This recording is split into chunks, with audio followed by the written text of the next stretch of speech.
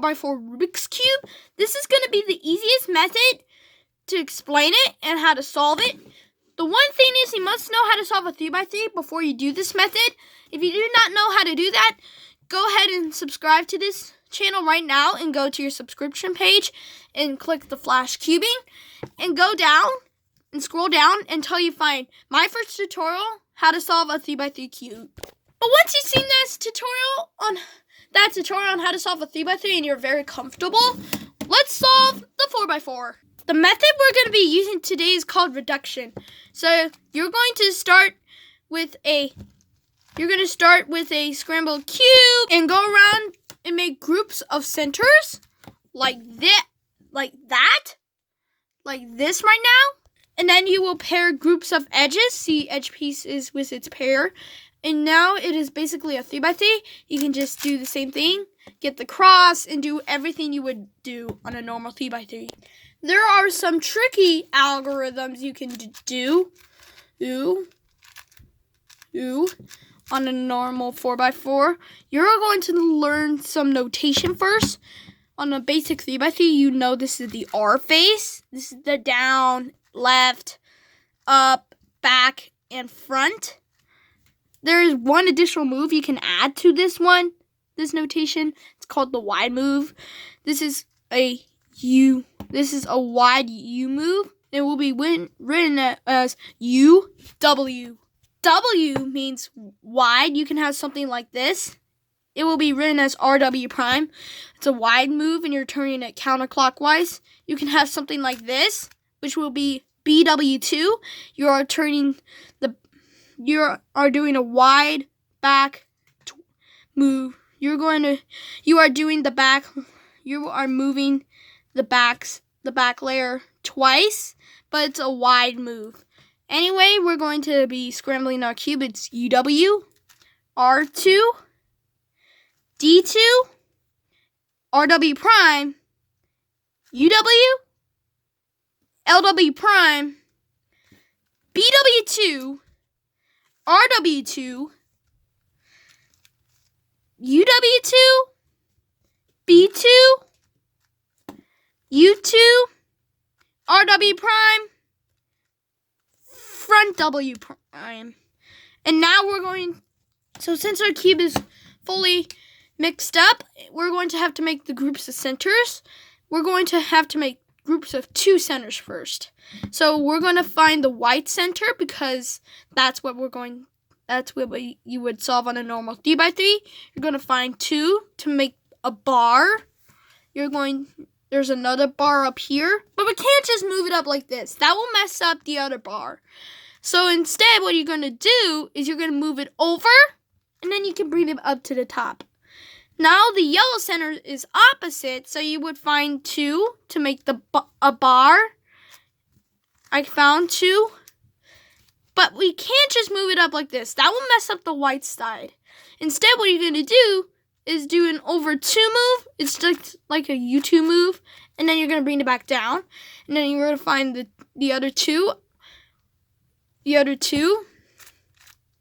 and so we're going to put them in the same layer. And so up, over 2, and bring it back down. Now we have our white and yellow sides opposite. We're going to put those to our left and right. It doesn't matter which way. So I like starting with red. So we're going to find 2 to make the bar. And it didn't mess up anything because we did that move. We're going to find 2 more. But we can't just move it down like this. That will mess up the other bar. Instead, what you're going to do is you're going to move it over. And then you bring it back down. Find the 2 bars and put them together to make the center. And now, what's opposite of this, the red center is orange. You already know that white is opposite with yellow. And you know that red is opposite with orange. So we're going to do this. We're going to do up, over 2, and bring it back down. Now you're going to find the other 2. So up, over 2, I meant over 3 and bring it back down. So then do an up, over 2, and bring it back down. Now find the other 2. But this time we do an LW2, and then spin it once and bring it back down. And now we have the centers, and we are done with this step. Okay, now onto edges. So what we're gonna do is which type you are gonna do. You can do any outer layer turns. So I found 2. These are white and orange. You're gonna line these 2 up and do an R move, a U move, an R prime move, then undo the set and move. That will put the edges in, the edge in its pair, bring it up with its center, and then we're gonna find 2 more to join together. Line these 2 up next to each other and do the same thing. All right, we undo the set and move. Line these 2 up and we're going to find the white and blue now.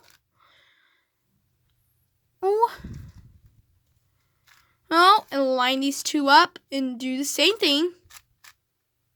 And then undo the set and move. And you would do every single move what you do on a 3x3 once you put that piece up. And then you're going to find another piece. And then you'll line these 2 up and do the same thing. And undo the set and move. And now we can get the cross and get the corners. Corners with every single move you can do on 3x3. And now we have all the white center completed. And now we're going to try to find the other the next 2 and do the same thing. And we're going to put these together. We're gonna bring this all back up and do the same thing. And now we have our first pair of the F2L, and then find the other 2. But we can't just move it up like this. That will mess up the other one. Instead, there's a trick to it. You're going to move this to an unsolved pair of edges, line, and do the same thing. And then you're going to find and do the same thing you would do on a 3x3. It is pretty comfortable. If you are comfortable with this method, I am proud out of it too. And you can do any outer layer turn if you want. And there is a great statement to do the same thing. And you do the same thing and put these in and find these and find the corners. And then we are going to find the rest of and then we're going to find, and then we do our basic algorithm. And there we go. We are done with F2L pairing edges, and now we are on with the top. And now we're going to do the same thing. Line these 2 up and move this to an unsolved pair of edges. Bring it over.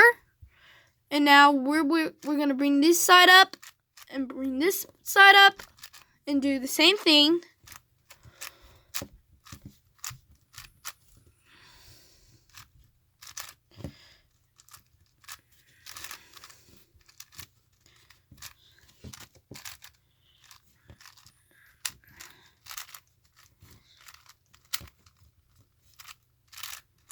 And there we go. We are almost done with edge pairing from here. So we find the next 2.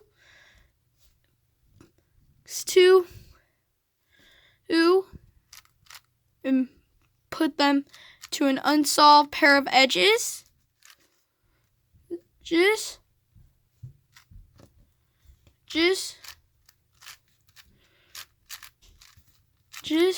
And then you are going to put them in here And now we find 2. We're going to put them in the same layer. Now they are. And now we do a double turn like this. Wide turn like this. And it's not going to be lined up, but it's okay. And so we're going to do R, F prime, U, R prime, F. And once you undo the set and move, the pieces are in its place. And now we are going to solve the whole cube just as you would on a normal 3x3. Just if you are doing a method like CFOP or the beginner's method, that's fine. Any type of method you would use, including like rubiks, any type of method is your basic, whatever. And once you are done with the first 2 layers, you notice something weird on the top.